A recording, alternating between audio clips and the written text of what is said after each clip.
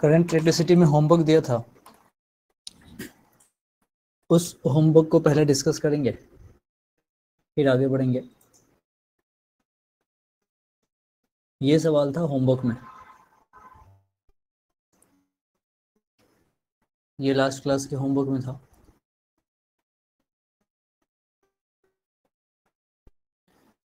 अब क्वेश्चन की कहानी ये थी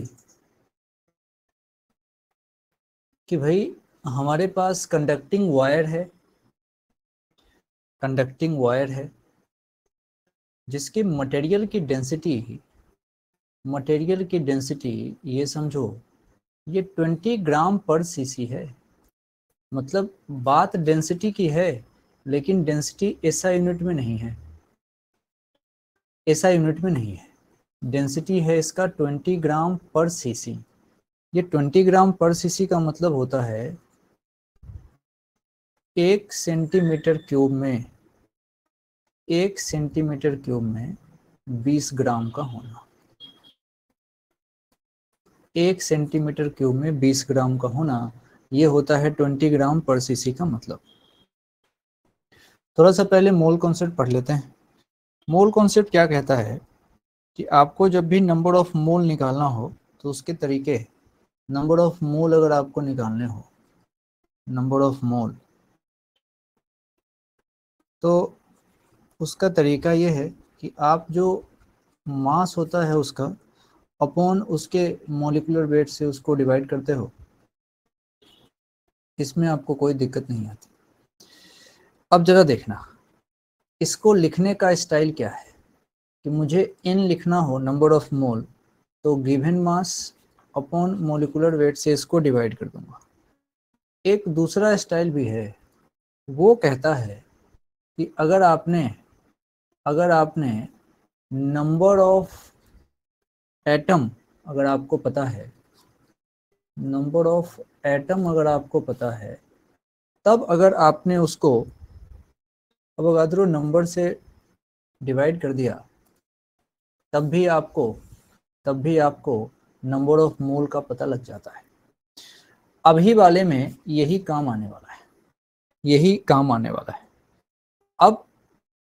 अब हमसे इसने क्या पूछा है उसको जरा अगर ध्यान से समझे, तो हमसे इसने पूछा है नंबर ऑफ एटम, हमसे इसने पूछा है, उसको ध्यान देना, ध्यान से समझना उसको। हमसे इसने पूछा है, यहाँ लिख रहा हूँ, number of atom upon volume. तो हमसे पूछा गया है number of atom upon volume. अच्छा, इसका मतलब क्या होगा? इसका मतलब ये होगा number of atom upon volume. अच्छा, तो भाई नंबर ऑफ एटम कैसे निकालें? ये लड़ाई हमारे सामने पहली है कि भाई अगर इस वाले सेक्शन पे ध्यान दो, ये वाला सेक्शन यहाँ से लेके यहाँ वाला सेक्शन, इस पे अगर ध्यान दो तो मेरे पास कहानी ये आ रही है कि अगर मुझे नंबर ऑफ एटम्स अगर पता है, उसको अवोगाद्रो नंबर से डिवाइड करने पे जो मिलेगा वही मुझे given mass upon molar mass के हेल्प से मिलता है। ये दोनों मोल ही तो है। तो यहाँ से अगर मैं नंबर ऑफ एटम्स की बात करूं तो सोचो given mass upon molecular mass multiply by Avogadro number, मेरा काम चल जाएगा। और समझो, ये जो गिवन मास होता है, इस गिवन मास को हम m लिखना चाहते हैं, तो इसको हम लिख सकते हैं वॉल्यूम इनटू डेंसिटी। अब समझना, ये जो कैपिटल M होता है जो तुम जानते हो, समझना ध्यान से, कैपिटल M जिसको तुम बोलते हो मॉलिक्यूलर वेट, अब मॉलिक्यूलर वेट क्या है जो तुमको याद होता है। अच्छा, वो हमेशा ग्राम में याद होता है। ये बात समझने की है कि भाई मुझे जो मोलिकुलर वेट याद है वो हमेशा मुझे ग्राम में याद है, लेकिन यहाँ एसआई यूनिट में सब कुछ चलेगा। ये ध्यान रखना, यहाँ सब कुछ एसआई यूनिट में लेके चलना है। इसी की लड़ाई है, बाकी इस क्वेश्चन में कोई जान ही नहीं है। यहाँ सब कुछ एसआई यूनिट में चलेगा, यहाँ सब कुछ एसआई यूनिट में चलेगा। अब देखना, अब पहुंचो यहाँ number of atom upon volume. इसको मैं लिख सकता हूं, यहां से पकड़ लो, इसको मैं लिख सकता हूं number of atom upon volume को। अब देखना क्वेश्चन में एक सेंटेंस बोला था, आराम से समझो, दोबारा रिपीट भी कर लेना इसको, एक बार में पछता नहीं है। Each atom of conductor gives 1 electron. Each atom of conductor gives 1 electron. मुझे अगर इलेक्ट्रॉन की संख्या चाहिए तो चुपचाप मुझे एटम की संख्या निकालनी है, और एटम की संख्या अगर निकालनी है, एटम की संख्या निकालनी है तो ये है जुगाड़। एटम की संख्या निकालनी है तो ये है जुगाड़। नंबर ऑफ एटम निकालना हो, given mass upon molar mass multiply by Na। तो देखना नंबर ऑफ एटम कैसे निकालेंगे, given mass upon molar mass multiply by Na upon volume है तो इसको 1 अपॉन वॉल्यूम। मजे से देखो, मजे से देखो, अब यहाँ क्या हो रहा है, मुझे तो वॉल्यूम से वॉल्यूम कटता हुआ दिख रहा है। सोचो, मुझे नंबर ऑफ एटम चाहिए तो ये वॉल्यूम से वॉल्यूम कटता हुआ दिख रहा है, तो अब कोई दिक्कत ही नहीं है। अब मैं कैसे इसको अरेंज करूंगा, देखो, इससे तो इसको उड़ाओ। अब बात समझने की है, अब बात समझने की है। मैं नंबर ऑफ एटम पर यूनिट वॉल्यूम निकालना चाहता हूं, मैंने बस इसको ऐसे लिख दिया और वॉल्यूम से वॉल्यूम खत्म हो गया।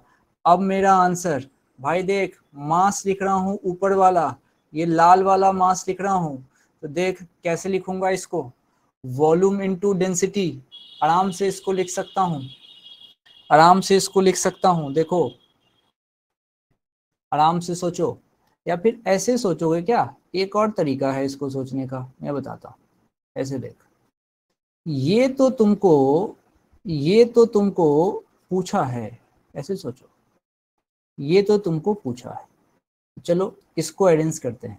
मास को क्या लिख सकते हो, मास को लिख सकते हो वॉल्यूम, और वॉल्यूम इनटू डेंसिटी। अच्छा, नीचे हमारे पास ये इसका मॉलिक्यूलर वेट है। अब देखना आगे, ऊपर में आएगा अवोगाद्रो नंबर और नीचे में आएगा फिर से वॉल्यूम। अब यहाँ से ऐसे उड़ा दो, वॉल्यूम से वॉल्यूम। अब यहाँ से वॉल्यूम से वॉल्यूम उड़ा दो।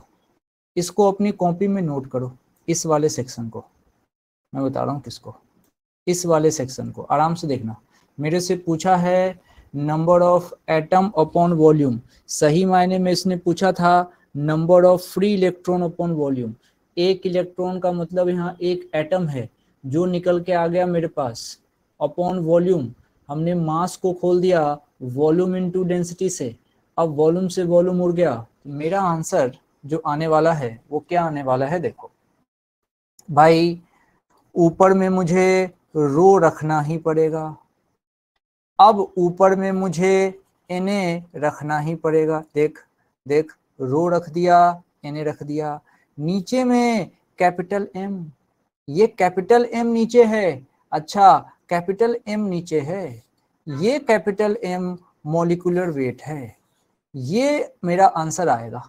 बस इसको तरीके से अरेंज करना पड़ेगा, अभी बात बनेगी नहीं, सुंदर तरीके से अरेंज करोगे तभी बात बनेगी। अब मैं बताता हूं जुगाड़, देखो रो को क्या लिखोगे, इसने कहा था 20 ग्राम पर सीसी, भाई ग्राम को पहले केजी में बदला, अब पर सीसी है, 1 सेंटीमीटर क्यूब है, उसको मीटर क्यूब में बदलना पड़ेगा, सेंटीमीटर को मीटर में बदला, सेंटीमीटर क्यूब था, ये बन गया मीटर क्यूब। ये काम मैंने सिर्फ रो के लिए किया है। अब बात समझो, अगली लड़ाई अवोगाद्रो नंबर। खैर इसमें तो किसी को कोई दिक्कत नहीं है। अवोगाद्रो नंबर ये बिठाओ 6.023 इंटू 10⁻⁻23। ये काम अवोगाद्रो नंबर के लिए। अगली लड़ाई ये पीले कलर से फिर से कर देता हूं। ये देखो, ये मैं इस मास के लिए कर रहा हूं।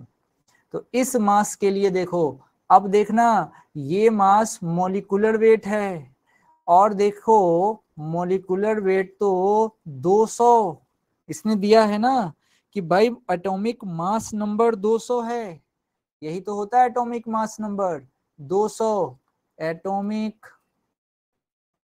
Mass number, atomic mass number.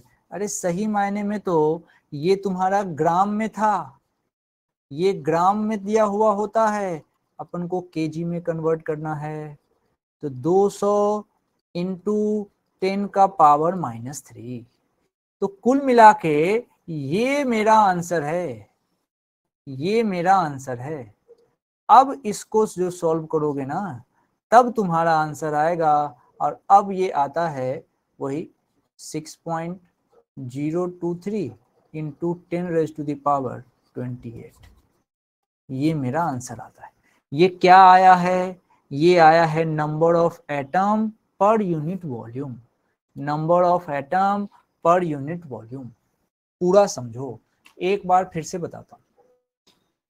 हमसे इसने क्या कहा कि एक कंडक्टिंग वायर है जिसकी डेंसिटी में दे रहा हूं 20 ग्राम पर सीसी। हम इसका मतलब समझे क्या है।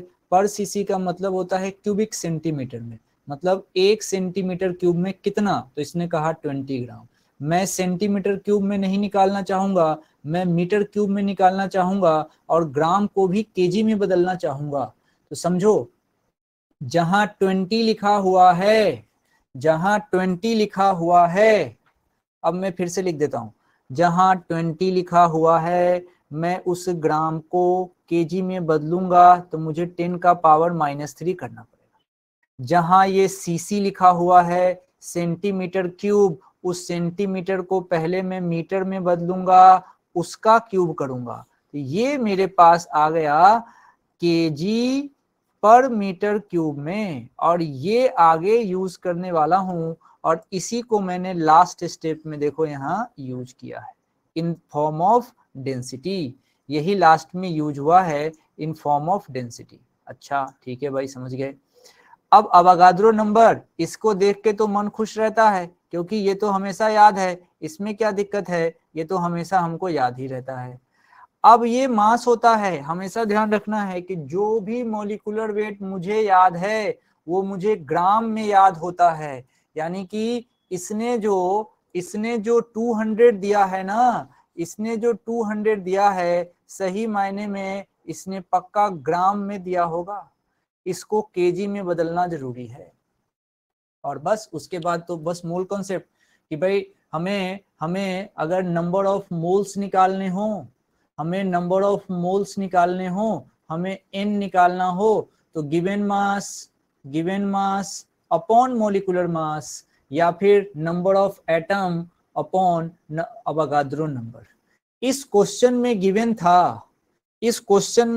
था कि भाई एक एटम बराबर एक इलेक्ट्रॉन।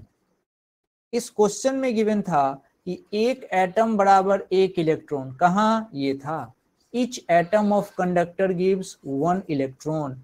तो हमें इलेक्ट्रॉन पूछा है, इलेक्ट्रॉन का कोई फॉर्मूला नहीं है डायरेक्टली, लेकिन नंबर ऑफ एटम का तो है। अब नंबर ऑफ एटम ही निकालूंगा, अगर नंबर ऑफ एटम 50 है मतलब इलेक्ट्रॉन भी 50 है, ऐसा क्वेश्चन ने कहा। और बस अब जो है आराम से फॉर्मूला यूज किया नंबर ऑफ एटम निकालने के लिए, अपॉन वॉल्यूम पूछा था, तो ऊपर में जो मास था, मास के जगह वॉल्यूम इनटू डेंसिटी, फिर वही कैलकुलेशन है और आंसर आया। समझ में आ गया होगा, कोई टेंशन वाली बात इसमें है नहीं। आगे बढ़ाना चाहते हैं तो ए टाइप कीजिए।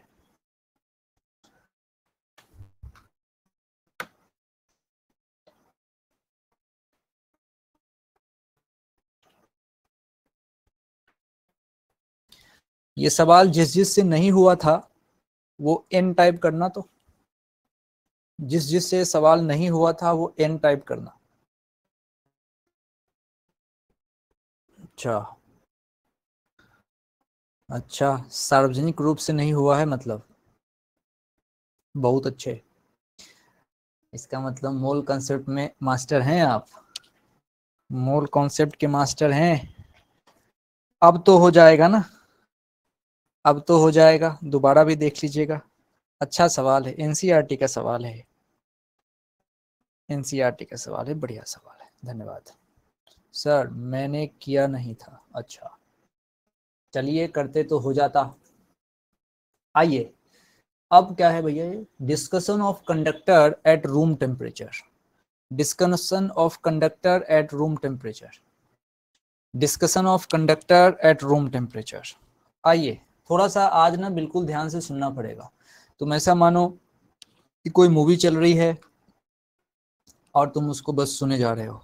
आज की कहानी सुननी है, अब कभी करंट इलेक्ट्रिसिटी में कुछ सुनने को नहीं मिलेगा। आज आखिरी दिन है करंट में, जितना सुनना है सुन लो, जितना सुनना है सुन लो। अब देखो ध्यान से, जो भी हम रूम टेम्परेचर की बात कर रहे हैं, रूम टेम्परेचर पे क्या होता है, होता ये है रूम टेम्परेचर पे कि अगर मेरे पास कोई इस तरह का सिलेंडर है, मेरे पास कोई इस तरह का सिलेंडर है, मैं बना रहा हूँ, और वो रूम टेम्परेचर पे अगर किसी ने उसको रखा, कोई सिलेंडर है रूम टेम्परेचर पे उसको रखा, तो भाई इसके अंदर होंगे फ्री इलेक्ट्रॉन। हम बात कर रहे हैं रूम टेम्परेचर पे, रूम टेम्परेचर पे लड़ाई चल रही है।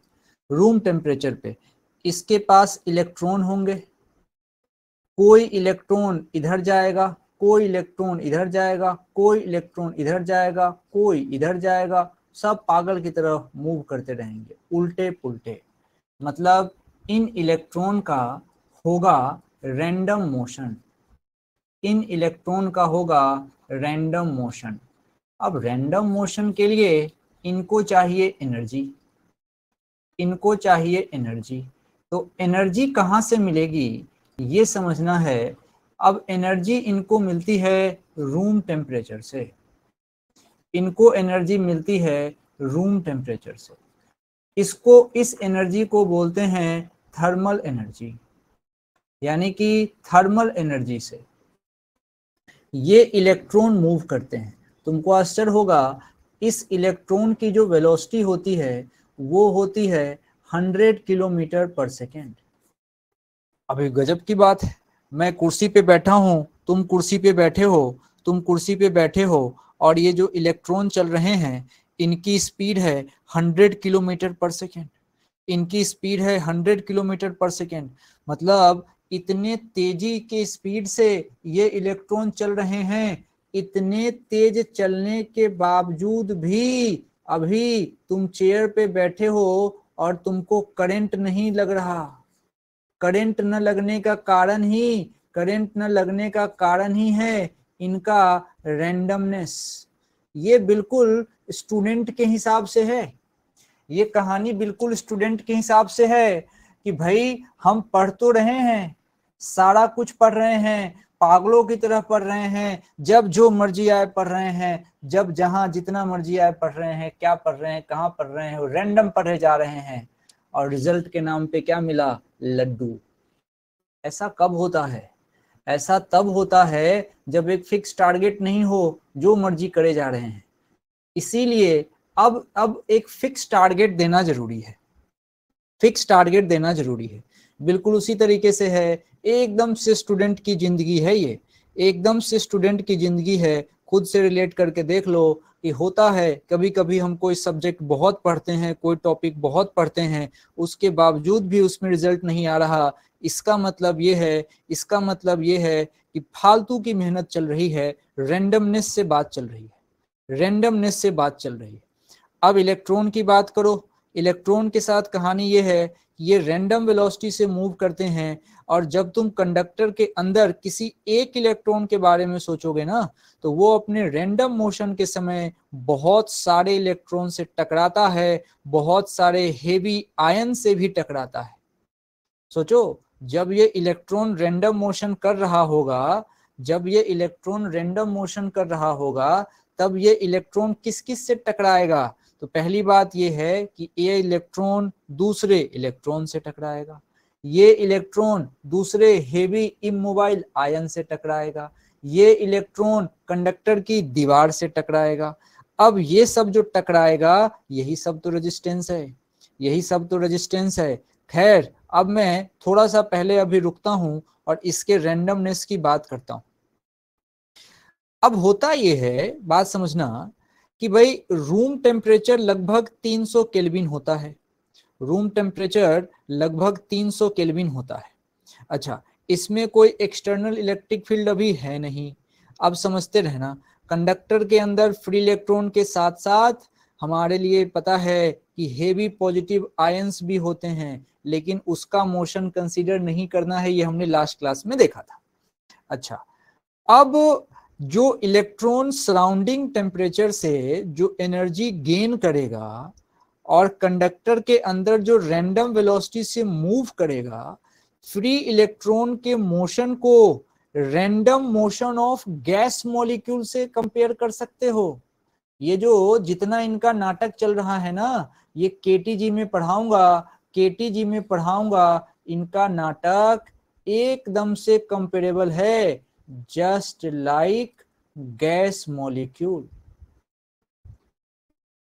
गैस मॉलिक्यूल के जैसा कहां पढ़ेंगे इसको? इसको पढ़ेंगे केटीजी में, काइनेटिक थ्योरी ऑफ गैस में, कि भाई फ्री इलेक्ट्रॉन के मोशन को random motion of gas molecule किसी कंटेनर में कैसे मूव करेगा, वैसे समझ सकते हैं। अच्छा, अब कंडक्टर के अंदर काफी सारे फ्री इलेक्ट्रॉन हैं, सारे चल रहे हैं रैंडम, उल्टा पुल्टा चल रहे हैं। अब सोचो, अगर गैस मॉलिक्यूल से तुमने इसको कंपेयर कर दिया, तो यहाँ जो इनकी वेलोसिटी आएगी, थर्मल वेलोसिटी, वो कितनी आएगी? गैस का थोड़ा सा तुमको अगर याद हो तो ये आता है 3 kBT अपॉन उसका मास। इलेक्ट्रॉन को चला रहे हो तो इलेक्ट्रॉन का मास। जब मैं इस वैल्यू को रखूंगा ना, जब मैं इस वैल्यू को रखूंगा, देखो यहाँ 3 रख देता हूँ, बोल्ट्जमैन कांस्टेंट लिखा है मैंने kb, इसकी वैल्यू 1.38 इंटू 10⁻⁻23 होता है। टेम्परेचर कहाँ रखना है? Room temperature. रूम टेम्परेचर कितना होता है? 300 केल्विन। अच्छा, अपॉन में मास ऑफ इलेक्ट्रॉन अगर आपको ध्यान हो तो 9.1 इंटू 10⁻31 होता है। अगर इसको सॉल्व करोगे ना, तब तुमको लगेगा कि लगभग ये 100 किलोमीटर पर सेकेंड आता है। अब देखो, इतनी तगड़ी स्पीड से इलेक्ट्रॉन चल रहा होता है, उसके बाद भी करंट नहीं लगता। इसका कारण यह है कि किसी पार्टिकुलर क्रॉस सेक्शन से समझना, इस क्रॉस सेक्शन से जितना इलेक्ट्रॉन निकलेगा उतना ही इलेक्ट्रॉन वापस भी आ जाता है। यानी कि इनकमिंग चार्ज इस क्रॉस सेक्शन की अगर बात करोगे ना, ऐसी बता रहा हूं, बहुत डिटेल बात हो गई है, इतना तुमको चाहिए भी नहीं, बस सुन लो कि भाई इस क्रॉस सेक्शन से, ये मैंने एक क्रॉस सेक्शन लिया, इस क्रॉस सेक्शन से, कंडक्टर के किसी क्रॉस सेक्शन से जितना इसमें इनकमिंग होगा उतना ही इसमें आउटगोइंग हो जाता है, जो कि पागलों की तरह चल रहे हैं। इसीलिए इस क्रॉस सेक्शन के कोरस्पॉन्डिंग जो नेट करंट होता है, वो नेट करंट इनका जीरो हो जाएगा। क्रॉस सेक्शन से नेट चार्ज का डिस्प्लेसमेंट भी जीरो होता है। इस क्रॉस सेक्शन से तुम कह सकते हो कि जो इनका नेट चार्ज है, उस नेट चार्ज का डिस्प्लेसमेंट भी जीरो होता है, इसीलिए कोई करंट नहीं होता। अब मैं क्या कहना चाहता हूं, मैथमेटिकली क्या लिखेंगे? देखो भाई, रूम टेम्परेचर की बात हो रही है। रूम टेम्परेचर वाले सिचुएशन को तुम मान के चलो इनिशियल सिचुएशन है, अभी मैंने कोई इलेक्ट्रिक फील्ड नहीं दी है। अच्छा, तो यहां से जो वेलोसिटी आएगी, इस वेलोसिटी को तुम इनिशियल वेलोसिटी कह देना थोड़ी देर के बाद, अभी मैं समझाऊंगा, इसको तुम इनिशियल वेलोसिटी कह देना। अब मेरी बात समझना, एक एक इलेक्ट्रॉन की वेलोसिटी फाइंड करना। 1 इलेक्ट्रॉन की वेलोसिटी बड़ा मुश्किल है निकालना। 1 इलेक्ट्रॉन की वेलोसिटी मान लो हमने कहा v1, दूसरे इलेक्ट्रॉन की वेलोसिटी, सेकेंड इलेक्ट्रॉन की वेलोसिटी, सेकेंड इलेक्ट्रॉन की वेलोसिटी हमने कहा v2। अब जरा सोचो एक एक करके कहां तक निकालते रहेंगे, पॉसिबल नहीं है, not possible to find velocity of each electron separately। क्या ये बात सही है? कितने सारे इलेक्ट्रॉन है, कहां तक निकालते फिरोगे? इसीलिए एक कॉन्सेप्ट आता है एवरेज का, और अभी थर्मल की बात होगी तो थर्मल वेलोसिटी का यहाँ पे बात करेंगे। तो थर्मल वेलोसिटी की बात है, समझो तो क्या होगा, पहले की वेलोसिटी फिर दूसरे की वेलोसिटी। ये कौन सी वेलोसिटी है? अभी बात हो रही है थर्मल वेलोसिटी की। तो v2, अरे तीसरा होगा उसका v3 डॉट डॉट खूब सारा, और सोचो average of thermal velocity zero होगा, कारण क्या है? रैंडमनेस। अच्छा, अगर ये इनिशियल सिचुएशन है, लेकिन अगर मैं इसी में क्या करूं, यहां पे एक बैटरी लगा दूं, सोचो अगर मैं इसी में एक बैटरी लगा दूं तो क्या होगा? अब बैटरी लगाते ही देखो सिचुएशन फोटो कैसे बनाएंगे, अब देखना। अब ये एक यहां, एक ये देखो, ये हमने इसमें क्या किया, एक बैटरी लगाता हूं, देखो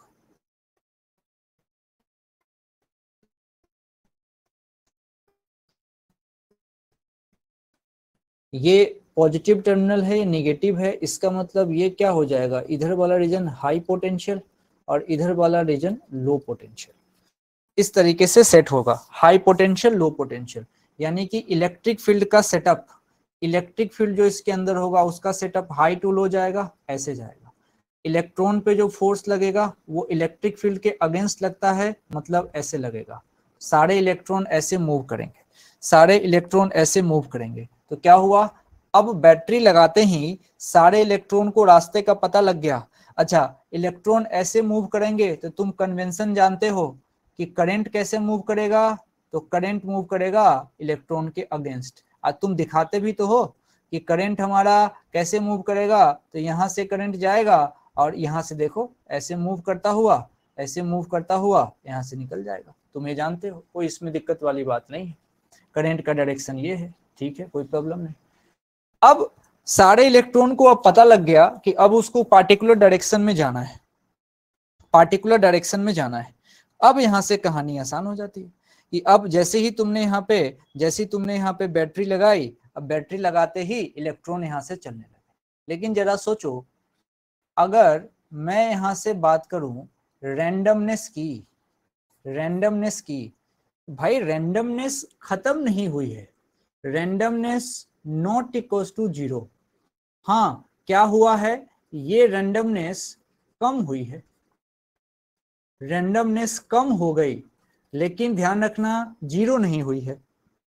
कारण समझो, इलेक्ट्रॉन अब भी आगे जाएंगे, दूसरे इलेक्ट्रॉन से टकराएंगे, दूसरे आयन से टकराएंगे, टकरा के डिस्टर्ब जरूर होंगे, लेकिन हाँ अब टारगेट पता है। ये बिल्कुल उसी तरीके से है जैसे तुम स्टेशन पे जाते हो और स्टेशन पे जो सीढ़ी होती है उस सीढ़ी से तुमको उतर के आना है।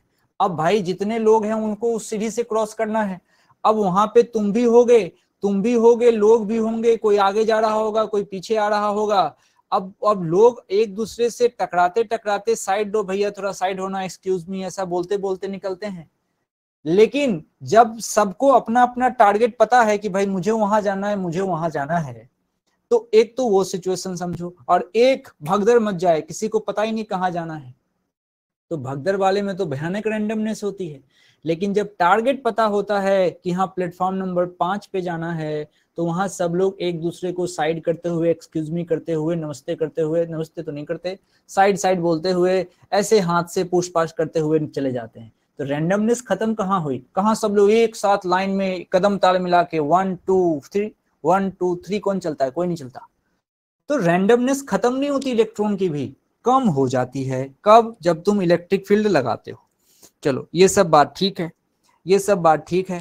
अब कहानी चल रही है, लोग जगे हुए हैं। अगर जगे हुए हैं तो जगने का जे टाइप करिए, जगने का जे टाइप करिए,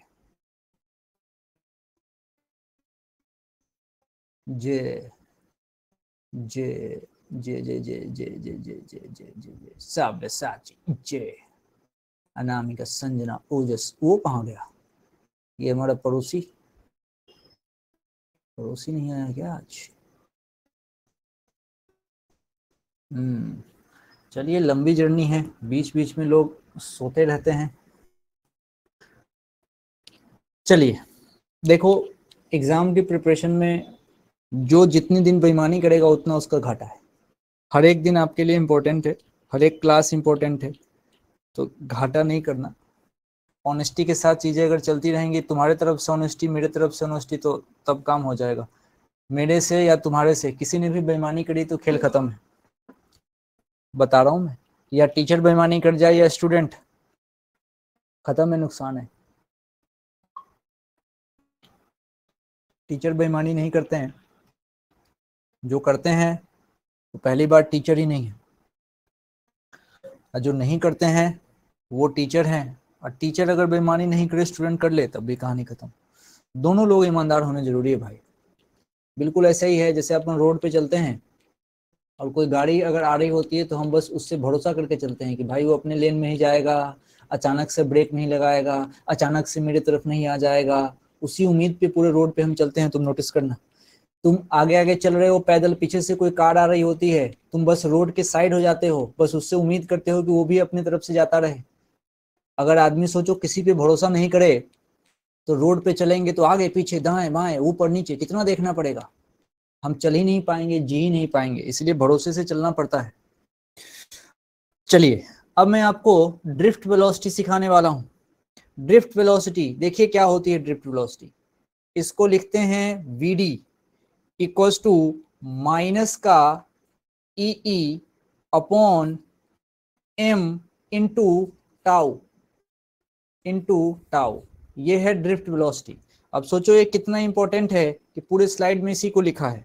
अब मैं तुमको समझाता हूं ये ड्रिफ्ट वेलोसिटी क्या है। ये वो वेलोसिटी है जिससे इलेक्ट्रॉन चलता है, जिससे इलेक्ट्रॉन चलता है। अब देखो क्या बताता हूं मैं तुम्हें। हमारे पास एक फॉर्मूला तो हम बचपन से जानते हैं, वो क्या है, F equals to q e. बड़ा छोटे से थे तभी से हमने पढ़ लिया। F equals to q e. यहाँ चल कौन रहा है, इलेक्ट्रॉन, तो F इक्वल्स टू यहाँ पे लगेगा ई। अगर मैं वेक्टर के हिसाब से बात करूंगा तो यहाँ पे साइन लगा देंगे माइनस का। अच्छा, F बराबर मैं लिख सकता हूँ, F बराबर मैं लिख सकता हूँ ma, समझना, F बराबर मैं लिख सकता हूँ ma। ओके, तो ये किसके बराबर होगा, माइनस का ई के बराबर। मुझे सिर्फ एक्सीलरेशन चाहिए तो मैं बोलूंगा माइनस का ई अपॉन, अब देखो ये जो स्मॉल ई लिखा है ये तो इलेक्ट्रॉन के चार्ज की बात है, कैपिटल ई इलेक्ट्रिक फील्ड है, और नीचे हमारे पास ये मास है। ये क्या आया है, ये एक्सीलरेशन है। किसमें होगा, इलेक्ट्रॉन में होगा। कब होगा, जब उस इलेक्ट्रॉन को तुमने, जब उस इलेक्ट्रॉन को तुमने किसी इलेक्ट्रिक फील्ड में रख दिया, इलेक्ट्रिक फील्ड में रख दिया।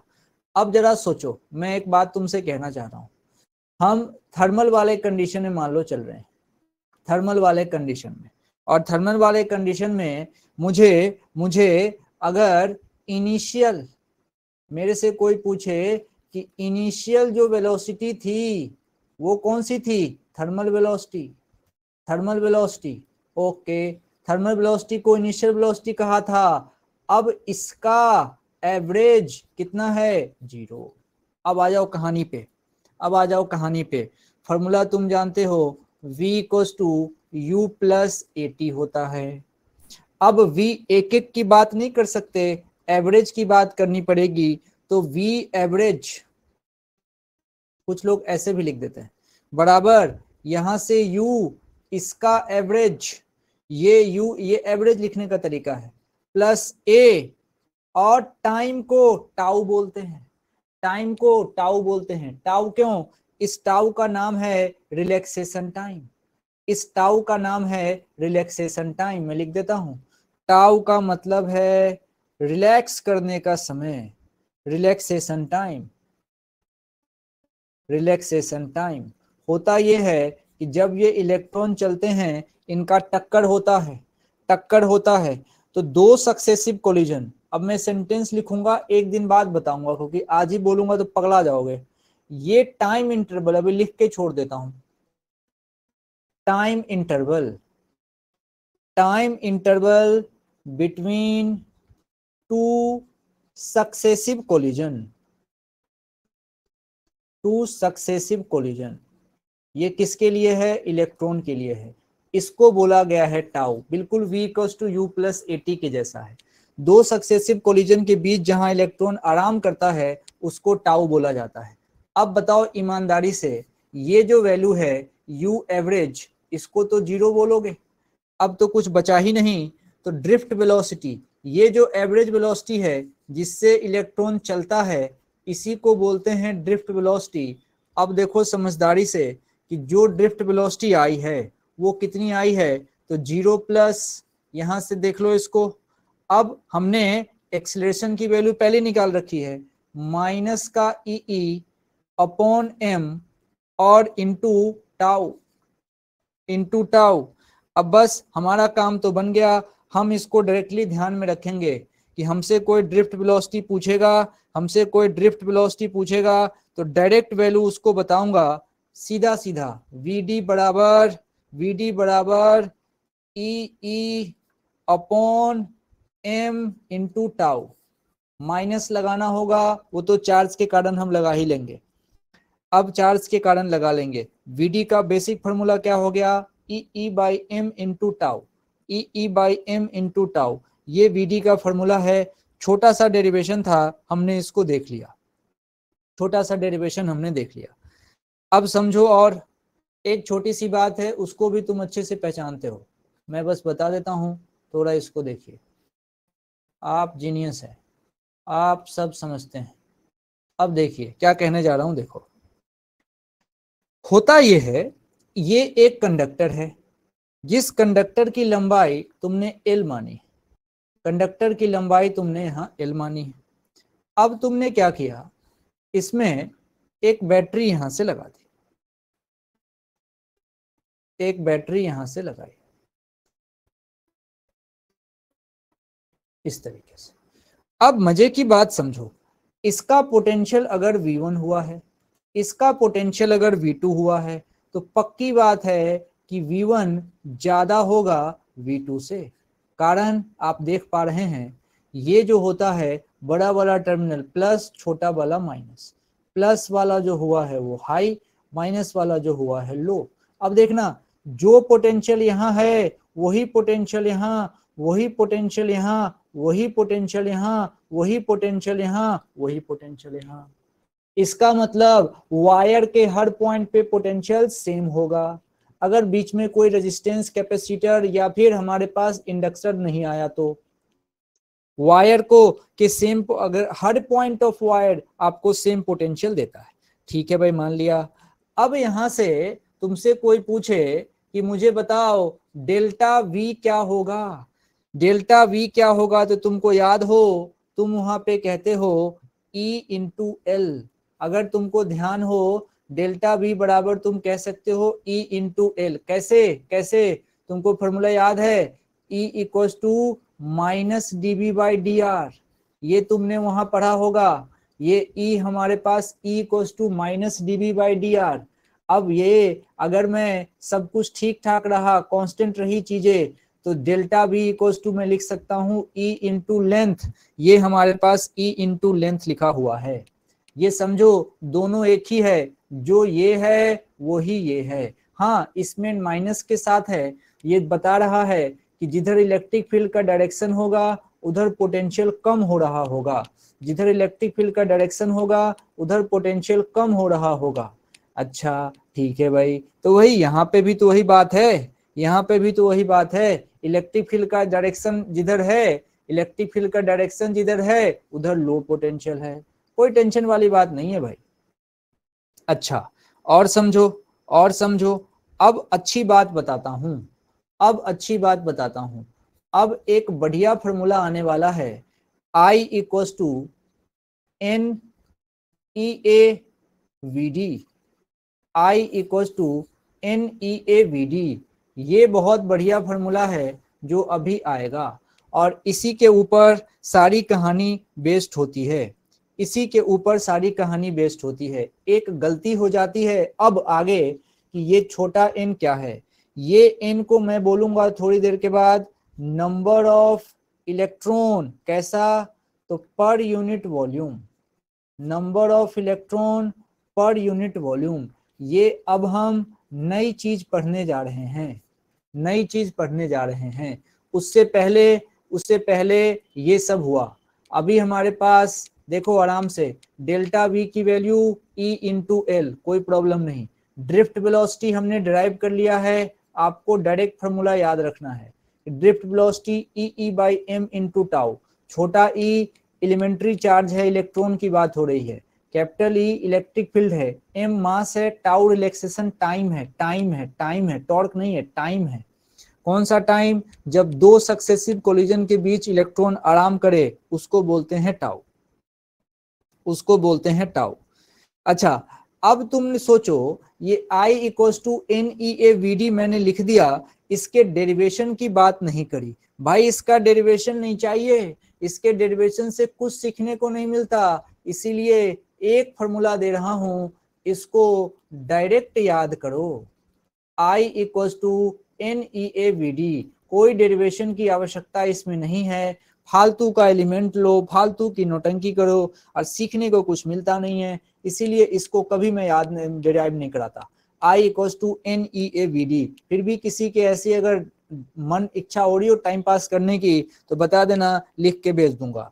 I equals to n e a v d, I equals to n e a v D.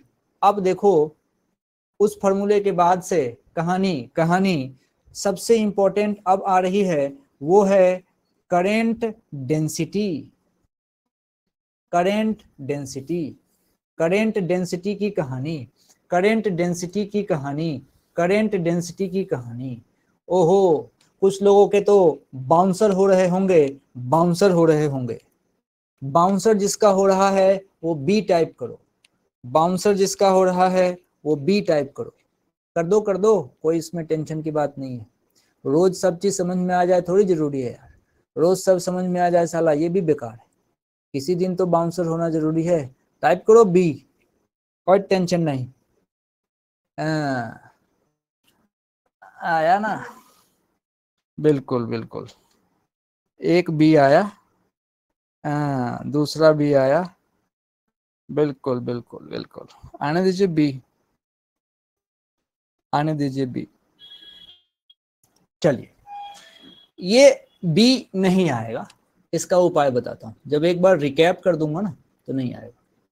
देखो कैसे रिकैप कर रहा हूं, क्या हुआ अभी तक, अभी तक क्या हुआ कि भाई हमने ये आराम से सोचो कितना आसान है।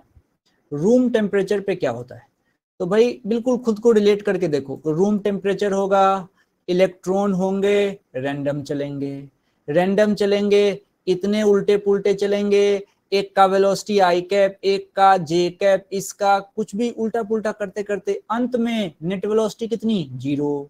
इसीलिए रूम टेम्परेचर पे इलेक्ट्रॉन की रैंडम वेलोसिटी होती है, नेट वेलोसिटी 0 हो जाती है। ये तो शुरुआत की कंडीशन थी जब हमने कोई इलेक्ट्रिक फील्ड नहीं लगाया। अब मैंने थोड़ा ज्ञान दे दिया कि वो जो रैंडम वेलोसिटी होती है वो कितनी होती है, उसको रिलेट कर दिया गैस से, गैस के केटीजी में पढ़ते हैं, वहां से थर्मल वेलोसिटी निकाल के बता दिया आपको, ये बहुत ज्यादा होती है, 100 किलोमीटर पर सेकेंड होती है। अब इसमें कोई करंट इसके कारण नहीं होता क्योंकि रैंडम चल रहे हैं भाई, रैंडम चल रहे हैं, अब इनको पता ही नहीं किधर जाना है, तो वो इलेक्ट्रॉन करंट जो है उसमें कंट्रीब्यूट नहीं करते। लेकिन क्या होगा जब मैं कोई इलेक्ट्रिक फील्ड दे दूंगा, भाई इलेक्ट्रिक फील्ड दे दूंगा तो वो इलेक्ट्रिक फील्ड इलेक्ट्रॉन पे फोर्स लगाएगा, फोर्स लगाएगा, इलेक्ट्रॉन चलेंगे। अब इलेक्ट्रॉन चलेंगे एक पार्टिकुलर डायरेक्शन में तो करंट उसके उल्टे डायरेक्शन में चलेगा, तो इलेक्ट्रिक फील्ड लगाते ही करंट आ गया। अब सवाल है कि ये कितने स्पीड से चलेंगे, ये इलेक्ट्रॉन जब चलेंगे तो उनकी स्पीड क्या होगी, तो लोगों ने इसका नाम दिया ड्रिफ्ट वेलोसिटी। कैसे निकालेंगे, तो फॉर्मूला लगाया, कौन सा, v equals to u plus a t. अरे u तो इनिशियल था, रूम टेम्परेचर पे वैल्यू हो गई 0, a का क्या करें, a कैसे रखें, तो दिमाग लगाया, f इक्वल्स टू क्यू ही होता है और उसके q के जगह पे e रखा और f के जगह ma रखा, तो a की वैल्यू निकाल ली, इसको यहाँ पे पुट कर दिया तो ड्रिफ्ट वेलोसिटी का एक फॉर्मूला निकल के आ गया। एक आया साइन के साथ, एक मैग्नीट्यूड। अब इसको याद रखना पड़ेगा, नहीं याद रहेगा तो बस कोई क्वेश्चन नहीं बनेगा, फिर आप ठन ठन गोपाल करते रहिएगा, फिर मजा आ जाएगा आपको। तो ये एक फॉर्मूला है जिसको अपनी कॉपी में अभी तुरंत लिख लो, Vd equals to e by M into tau, Vd equals to e by M into tau. ये आया एक फॉर्मूला जिसको हमने डिराइव किया। क्यों किया, देखो बिल्कुल काइनेमेटिक्स का टच दे रहा है, सीखने को इतना कुछ मिल रहा है। और जैसे तुमने वो फॉर्मूला लिख लिया, फिर मैंने एक फोटो बना के दिखाया कि भाई ऐसे हमने एक कंडक्टर लिया, इलेक्ट्रिक फील्ड जोड़ दिया। कैसे किया, उसके लिए बैटरी लगाई, हाई पोटेंशियल लो पोटेंशियल, जो टर्मिनल हाई से जुड़ा होगा उसका पोटेंशियल हाई होगा, जो लो से जुड़ा होगा उसका पोटेंशियल लो होगा। चलो मान लिया। अब जरा सोचो, हमको पता है कि जो चेंज इन पोटेंशियल होता है वो इलेक्ट्रिक फील्ड इनटू डिस्टेंस होता है। कैसे, ऊपर लिखा हुआ है E equals to minus d b upon d r, यहाँ से माइनस डी बी लिखो, E into d r, e के जगह E लिखा हुआ है, डी आर के जगह L लिखा हुआ है, हो गया। माइनस तो डायरेक्शन की बात हो रही थी, हमने मैग्नीट्यूड लिखा है, यानी कि डेल्टा V के जगह पे EL लिखा जा सकता है एक।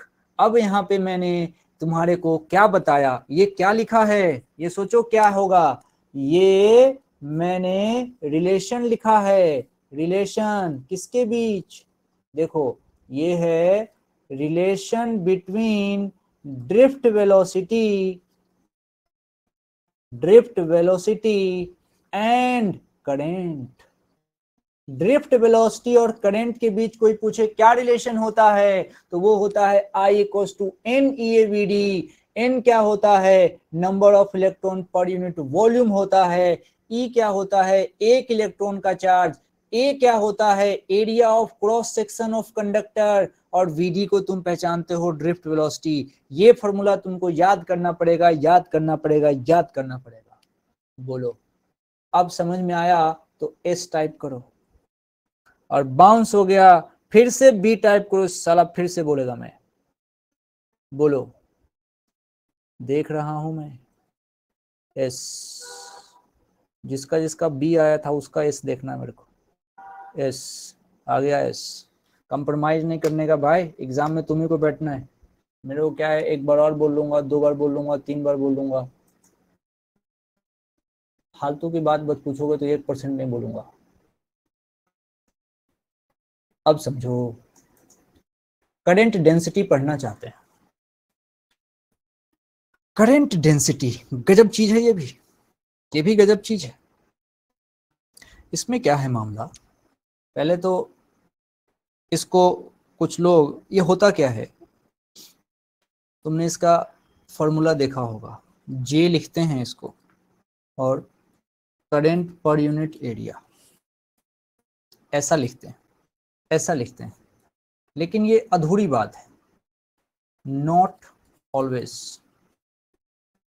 सही है, लेकिन एक स्पेशल, अब क्योंकि तुम लोगों को ये याद होता है ना, इसीलिए मैंने लिख दिया कि J equals to I by A तुमको याद होता है। I को तुम करंट बोलते हो, A को बोलते हो एरिया ऑफ क्रॉस सेक्शन। यहाँ पूरे सेक्शन में एरिया जो लेते हैं ना, वो इसका लेते हैं जो क्रॉस सेक्शन होता है, ये this one is called A, area of cross section. ये लिया जाता है A, area of cross section, इधर का भी और इधर का भी, ये A है। तो अब क्या है मामला, अब तुम समझो जो मैं दिखाना चाह रहा हूँ। एक कंडक्टर हमने लिया, उसके लिए एरिया ऑफ क्रॉस सेक्शन। अब देख, जैसे ये कंडक्टर लिया, उसका एरिया ऑफ क्रॉस सेक्शन अगर मुझे सोचना है तो मैं बड़े आराम से इसमें सोच लूंगा, कहीं से कोई दिक्कत वाली बात नहीं। देखना क्या होगा, करंट की ऐसे, अब सुनो, अब कंसेप्चुअल बातें आ रही है। अब करंट की एंट्री हुई यहां से और करंट निकलेगा यहां से। मजे से सोचो, ये हुआ क्या, जो एरिया ऑफ क्रॉस सेक्शन था यहां का भी और यहां का भी, तुमको पता है कि एरिया वेक्टर जो होता है उसका direction perpendicular to the surface होता है। थोड़ा सा याद दिला देता हूँ, एक बार ये सरफेस है और एक बार ये सरफेस है। इसका एरिया वेक्टर अगर तुमको कोई कहे निकालने के लिए, तुम कहोगे एरिया वेक्टर का direction perpendicular to the surface होता है और बाहर की तरफ होता है। तो इसका एरिया वेक्टर ऐसे होगा और इसका एरिया वेक्टर ऐसे होगा। सोचो, ये एरिया वेक्टर का डायरेक्शन है। मैं लिख देता हूँ ए कैप, मतलब एरिया वेक्टर का डायरेक्शन किसी भी सरफेस के परपेंडिकुलर। जैसे मान लो ये एक टेबल है, टेबल के ऊपर कोई बुक रखा है और बुक का एरिया वेक्टर कोई पूछे तो ऊपर की तरफ, परपेंडिकुलर टू द सरफेस। अच्छा, अब माना कि इसमें करंट ऐसे गया और करंट ऐसे निकल गया, एरिया वेक्टर का डायरेक्शन देखा जाए तो भाई एरिया वेक्टर ये है, ये है एरिया वेक्टर, ठीक है भाई, और यहां पे एरिया वेक्टर ये है। तो ये तो फील गुड सिचुएशन है, ये तो बिल्कुल खुश वाला सिचुएशन है। यहां मन खुश होना चाहिए, कोई टेंशन नहीं है। हाँ, कब मन खुश होना चाहिए, मन तब खुश होना चाहिए जब करंट और एरिया वेक्टर एक ही लाइन में चल रहा हो। अब दूसरी बात बताता हूं, अब दूसरी बात बताता हूं क्या है, फिर से समझो। अगर मैं यहाँ कोई क्रॉस सेक्शन लूंगा, अगर मैं यहाँ कोई क्रॉस सेक्शन लूंगा जिसमें से करंट ऐसे गुजरेगा और एरिया वेक्टर भी ऐसे गुजरना चाहिए, और है ही इसका एरिया वेक्टर, तो अब हुआ क्या कि ये भैया ये तो रहा तुम्हारा करंट और ये रहा तुम्हारा एरिया वेक्टर, तो इसमें हमको कोई दिक्कत नहीं है, ठीक है भाई। अच्छा, अब दिक्कत क्या है, क्या कहना चाह रहा हूं मैं, देख, होता यह है कभी कभी क्वेश्चन क्या करता है परेशान करने के लिए कि अपने को ये कहानी यहाँ वाली ठीक है, यहाँ वाली भी ठीक है। अब देखो क्वेश्चन कैसे तुमको तंग करेगा, वो एरिया वेक्टर को लेके प्रॉब्लम क्रिएट करता है।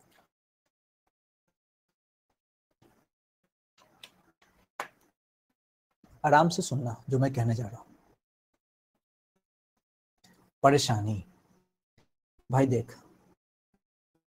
यहां से करंट इंटर करता, यहां से करंट इंटर करता, तुमसे कोई पूछता है यहाँ का एरिया वेक्टर, तुम कहते इधर,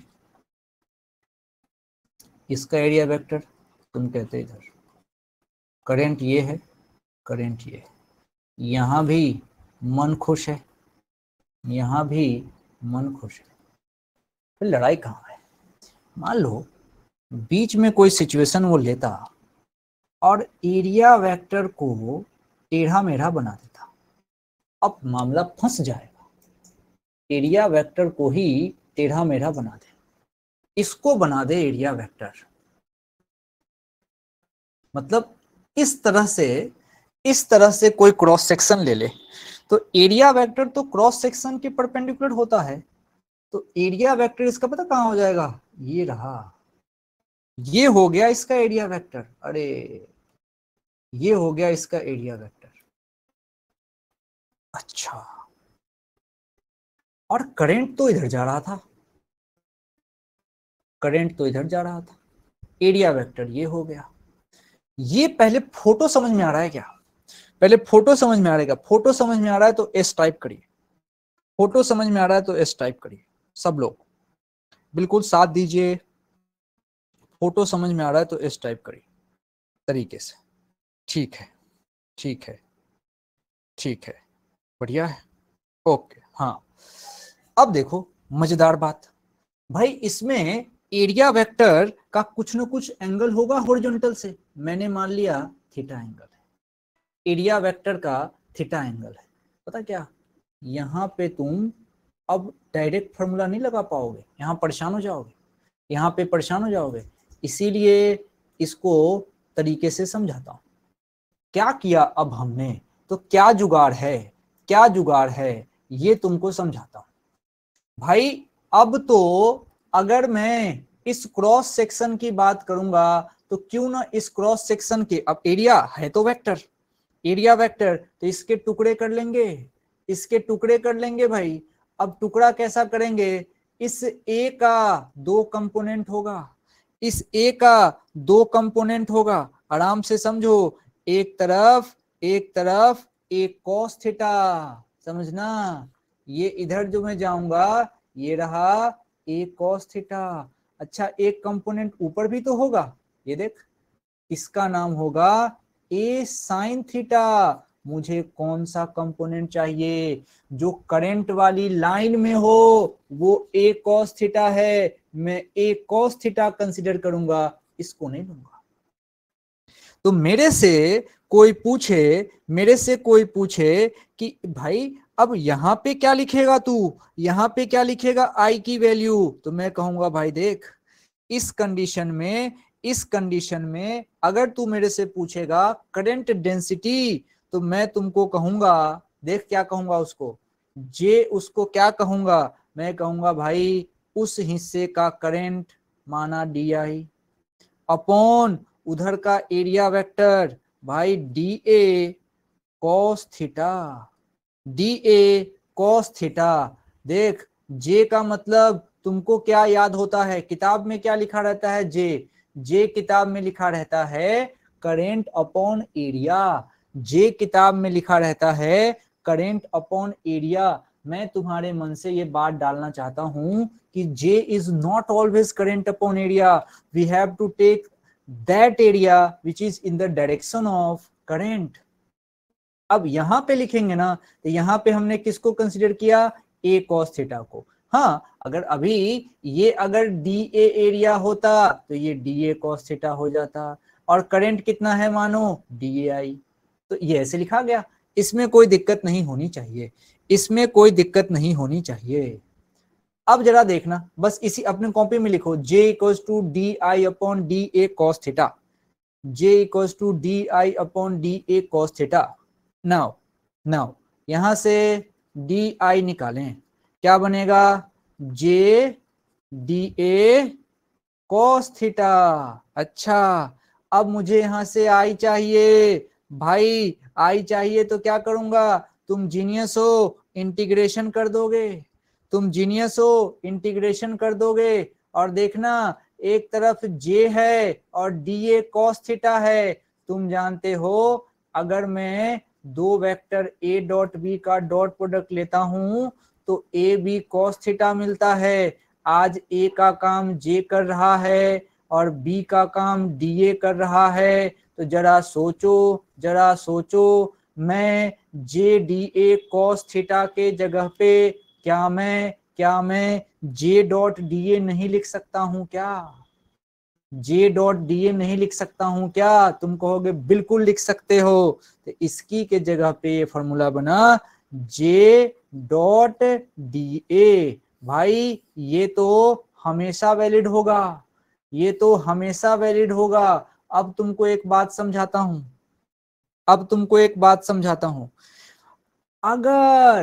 अगर ये जो जे है, सुनना, अगर ये जो जे है अगर ये यूनिफॉर्म हो जाए तो इंटीग्रेशन का नियम है, जो यूनिफॉर्म है उसको बाहर करो, तो आई के जगह पे जे बाहर और इंटीग्रेशन किसका, डीए।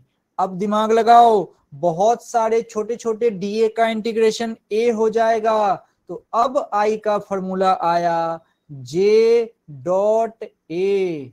अब आई का फॉर्मूला आया J dot A, J dot A. और समझो अभी बात पूरी हुई नहीं भाई, आई का फॉर्मूला आया जे डॉट ए। भाई मैं पूछूं कब लगाओगे, तुम कहोगे जीवन में तभी लगाऊंगा जब जे यूनिफॉर्म होना चाहिए, जे यूनिफॉर्म होना चाहिए। आईआईटी का एक सवाल दूंगा एडवांस का, उसने जे को नॉन यूनिफॉर्म कर दिया। अब जरा देख, जे नॉन यूनिफॉर्म होगा, इसमें पुट करोगे ना, इंटीग्रेशन करोगे, बोलो।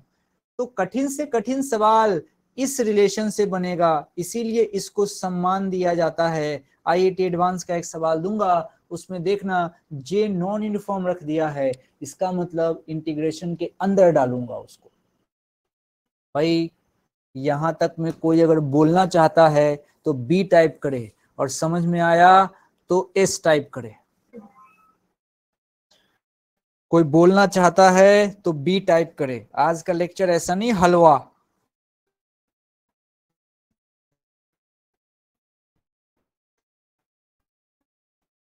एस एस एस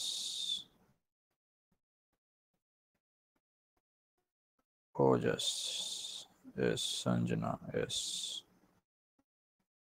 बाकी लोग कहाँ गए भाई? बाकी लोग सो गए क्या?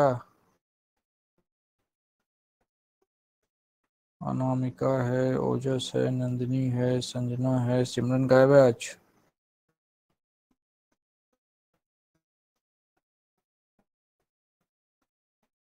ठीक है ठीक है। अब फोटो आप देख रहे हैं, समझिए चीजों को, क्या कह रहा हूं मैं। हम पढ़ रहे हैं करंट डेंसिटी। छोटी भाषा अगर मैं इसको बोले तो कहा जाता है करंट पर यूनिट एरिया। देखिए करंट डेंसिटी पढ़ रहे हैं, ये होता क्या है? Current per unit area. परंतु मैंने सबसे पहले स्टार्ट करा, ये एक अधूरी बात है। इसमें एरिया उसी को लिया जाता है जो करंट के डायरेक्शन में हो, या फिर कह सकते हो क्रॉस सेक्शन करंट के परपेंडिकुलर होना चाहिए। क्रॉस सेक्शन करंट के परपेंडिकुलर होगा तभी तो एरिया उसी के डायरेक्शन में होगा। सोचो सोचो सोचो क्या कह रहा हूं मैं। ये देख, ये देख, इस वाले सेक्शन को पकड़ लो, इसी वाले सेक्शन को पकड़ लो, एक सेक्शन ऊपर पकड़ लो, देख करंट किधर है? इधर। और ये सरफेस है, तो भाई इसका इसका ये डायरेक्शन है, ये देख। तो सरफेस जो क्रॉस सेक्शन है वो करंट के परपेंडिकुलर है ना, तभी तो इसका एरिया आगे जाएगा, तभी तो इसका एरिया आगे जाएगा। कुछ भी बोल सकते हो, या तो क्रॉस सेक्शन करंट के परपेंडिकुलर हो। क्रॉस सेक्शन कैसे परपेंडिकुलर कैसे पता चलेगा? तो एक लाइन खींच के देख भाई, ये लाइन खींच ले, ये देख, ये इसका प्लेन है। क्रॉस सेक्शन का प्लेन, क्रॉस सेक्शन का प्लेन ये होता है। यहाँ पे क्रॉस सेक्शन का प्लेन कौन होगा? ये होगा। ये रहा क्रॉस सेक्शन का प्लेन।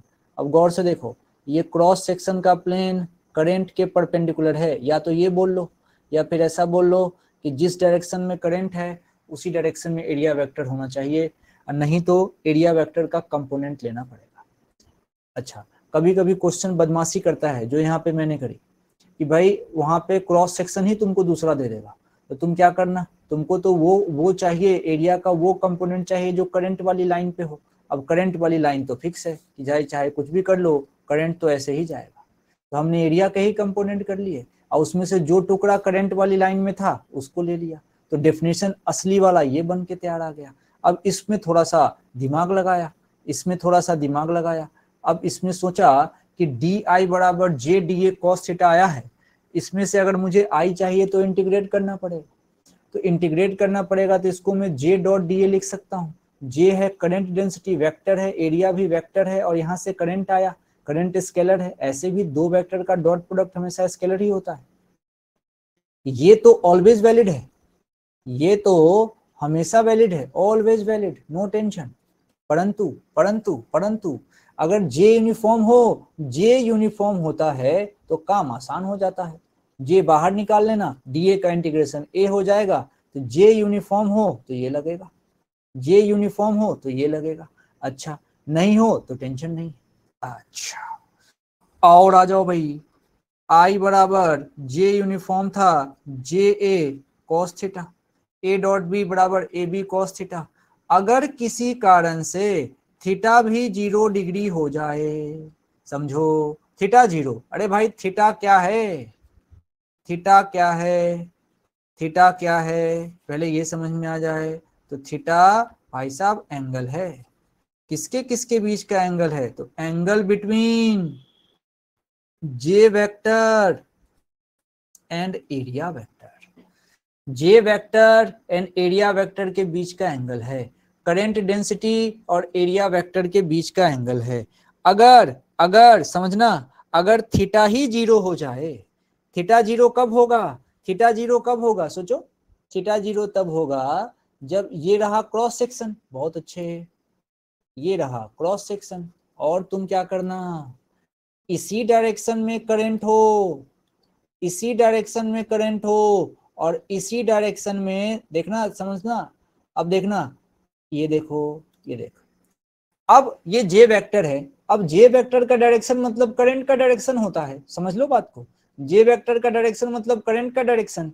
तो देख भाई, करंट इधर है और एरिया भी जब इसी लाइन में हो जाए तो ये बिल्कुल मन खुश करने वाला टर्म होता है। और ऐसी कंडीशन में, ऐसी कंडीशन में तुम सीधा आई को लिख सकते हो जे इंटू ए, यानी कि यहां से जे बच्चों वाला डेफिनेशन अब आएगा, और वो क्या आएगा समझना, जे इक्वल्स टू अब आएगा आई अपॉन ए। तो तुम सोचो, जीवन जब बहुत आसान होगा, कैसे कैसे आसान होगा भाई, जे इक्वल्स टू आई अपॉन ए कब बोलूंगा, पहली बात जे भी यूनिफॉर्म होना चाहिए और थीटा भी जीरो होना चाहिए। जब ये दो बातें होंगी ना, तब ये बच्चों वाला डेफिनेशन आएगा, जे इक्वल्स टू आई अपॉन ए, जो किताब में लिखा रहता है। और एक काम की बात, करंट डेंसिटी का डायरेक्शन वही होता है जो जो डायरेक्शन करंट का होता है। लिख लेना इस बात को, करंट, करंट ऐसे लिख दो, डायरेक्शन ऑफ करंट बराबर direction of current density, current density, समझना। करंट डेंसिटी एक वेक्टर क्वांटिटी है जिसका डायरेक्शन जो होता है वो करंट फ्लो के डायरेक्शन में होता है, करंट फ्लो के डायरेक्शन में होता है। ये बात समझ में आनी चाहिए।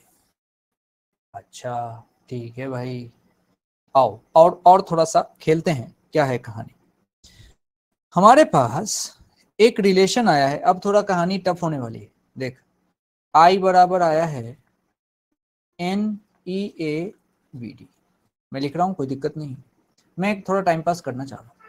तुम कहोगे रात है क्या टाइम पास कर रहे हो, मैंने कहा यार जरूरी है, आई अपॉन ए लिखना चाहता हूँ। अब इस ए को उधर ले गए, इधर क्या बचा, NEVD बचा।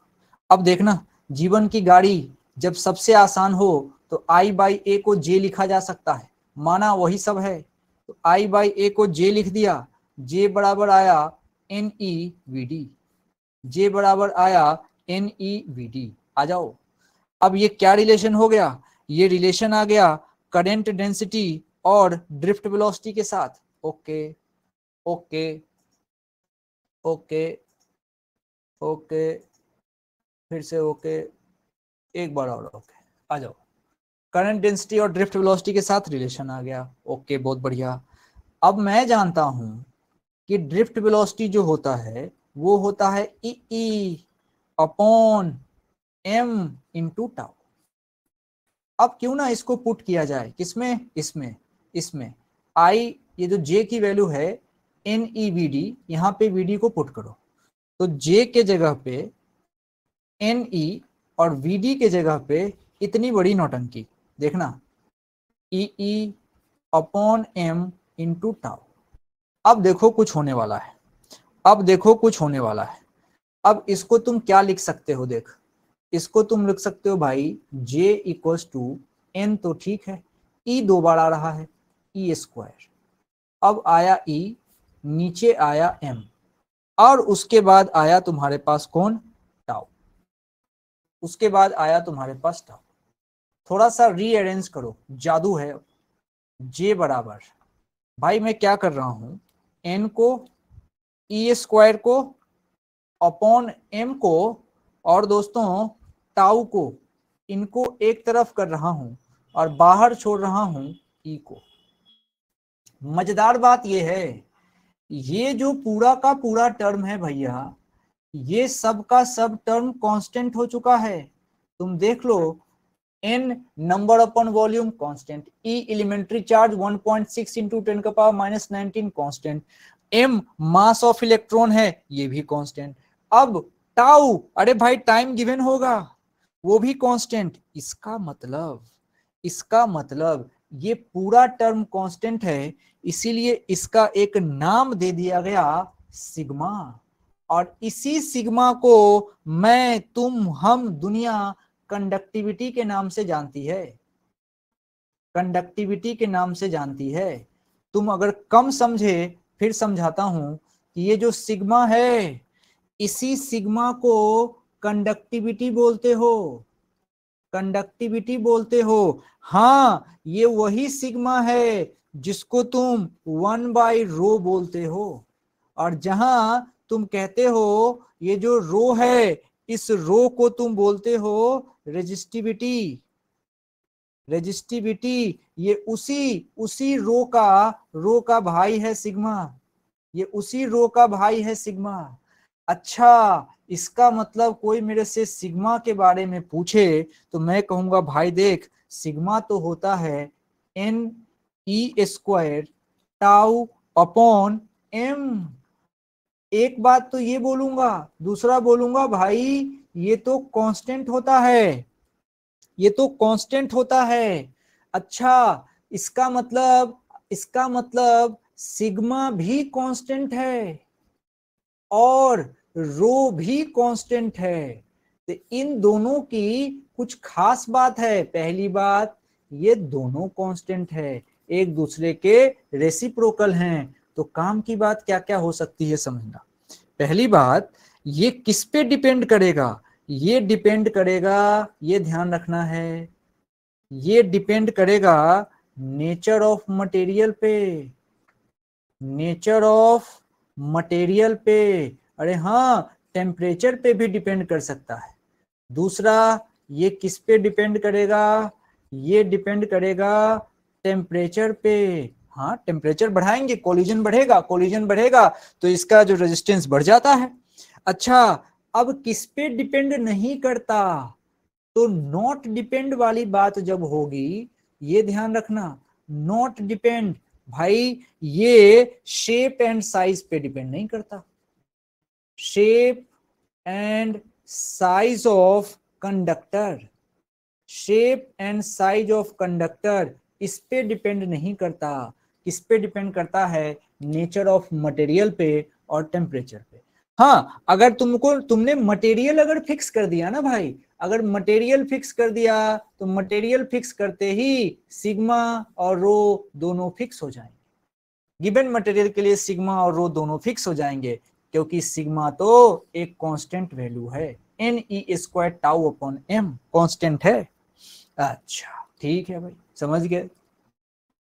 अब एक टर्म होता है जिसको बोलते हैं मोबिलिटी। लास्ट टॉपिक है, टेंशन नहीं है। मोबिलिटी डिनोट करते हैं म्यू से। मोबिलिटी डिनोट करते हैं म्यू से। अच्छा, अब देखना, एक चीज समझाता हूं। म्यू से डिनोट करते हैं, अच्छी बात है। अब देखो क्या है ये। देखो देखो, हमारे पास क्या हुआ, ये जो VD है, VD का एक रिलेशन तुम निकाल के ले आए। क्या लाए थे? तुमने कहा था EE upon m into tau, ये आया था VD का। ओके, अब एक चीज समझो, ये जो VD आया है इसमें से कांस्टेंट छांटो। E constant, m constant, tau constant, बस इलेक्ट्रिक फील्ड गिवन होगा। तो ये पूरा का पूरा टर्म, ये पूरा का पूरा टर्म भी कांस्टेंट है। और देखो, हम तो हर बार कांस्टेंट का एक नाम रखे जा रहे हैं। इससे पहले जो कांस्टेंट था उसका नाम सिग्मा रख दिया था। यहाँ पे जो कांस्टेंट है सिर्फ E upon m into tau. यहाँ पे कांस्टेंट थोड़ा बड़ा था, यहाँ पे कांस्टेंट था E² n tau upon m।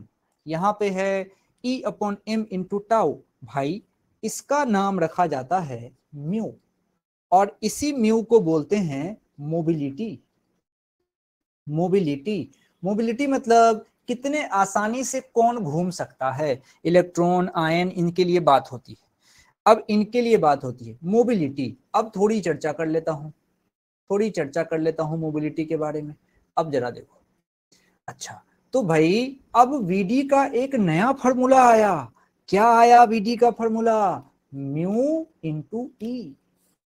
सोचो, म्यू इंटू ई, तो म्यू का डेफिनेशन यहां से आ गया, म्यू बराबर वीडी अपॉन ई। ये आया म्यू का डेफिनेशन, वीडी अपॉन ई, वीडी अपॉन ई। ये मुझे याद होना चाहिए। इसी को बोलते हैं इलेक्ट्रॉन मोबिलिटी। अगर इलेक्ट्रॉन की बात हो तो, इलेक्ट्रॉन की बात हो तो थोड़ा और चर्चा करते हैं। देख, थोड़ा और चर्चा करते हैं भाई। म्यू हमने लिख ही लिया है। क्या लिखा है? वीडी अपॉन ई। थोड़ा जनरल बात करते हैं भाई। इसको क्या लिख सकता हूं? 1/e ऐसे छोड़ देता हूं, आओ और वीडी यहां लिख देते हैं। वीडी हम पढ़ के आए हैं, e upon m into tau. अब थोड़ी मेरी बात पे ध्यान दो, म्यू ऊपर है, एम नीचे है, समझो। इसका मतलब जिसका जिसका एम कम होगा उसके लिए म्यू ज्यादा होगा। मास कम, म्यू ज्यादा।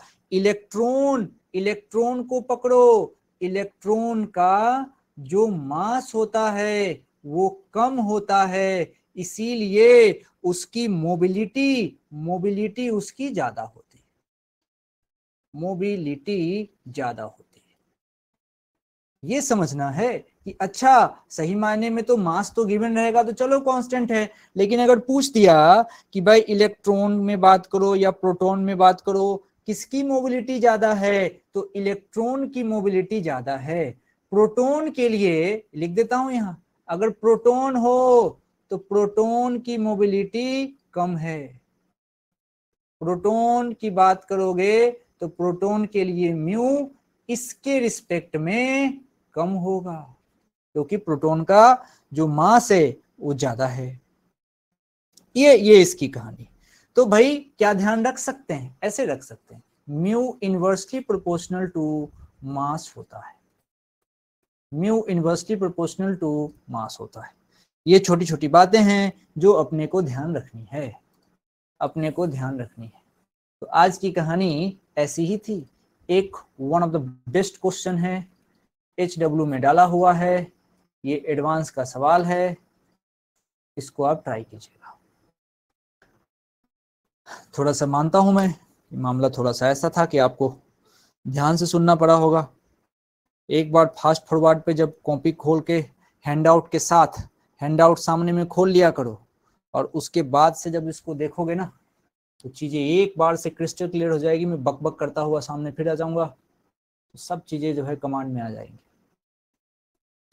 चलिए, आज की क्लास थोड़ी सी आपके लिए जटिल रही है। जब कुछ थ्योरेटिकल होता है तो मुझे ज़्यादा मेहनत होती है, ज़्यादा चिल्लाना पड़ता है। न्यूमेरिकल हो तो थोड़ा आराम भी मिलता है। आज मुझे भी आराम नहीं मिला, आपको भी थोड़ी सी जो है कंसंट्रेशन के साथ काम करना पड़ा होगा। बढ़िया है, आप इसको तैयार कीजिए। किसी को कुछ पूछना है तो रह सकता है, बाकी लोग एंजॉय करें। रात है, सो जाइए। Good night. थैंक यू, धन्यवाद।